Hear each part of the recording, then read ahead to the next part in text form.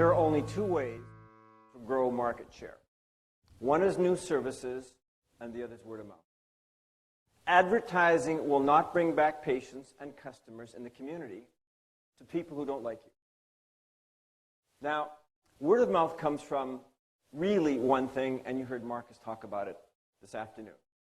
Kindness and empathy and compassion and laughter and presence and an attitude of service. Above all, it's about relationship.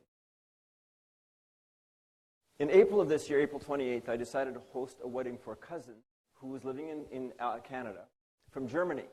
And so we spent several months preparing, and it was on a Saturday. And the Tuesday of that week, I was driving home. I got a call from the facility that my 97-year-old mother lives in assisted living.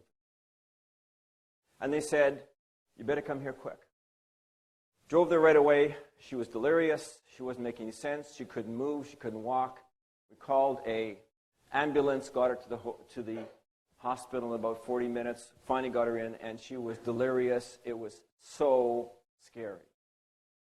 I spent the next 5 hours with her, holding her down so they could draw her labs, and I spent the next 5 hours with her actually going into radiology and holding her down as well. And finally, I left about 4 o'clock in the morning. They needed 2 CNAs to assist her to do anything. And I had a conversation with the hospice that night, and we were talking about end-of-life options, and I will tell you, it was just very, very. So they kept her in the ER for the next 2.5 days, which I appreciated. But the wedding's coming, and the family from Germany that she knows and loves came to visit on Thursday.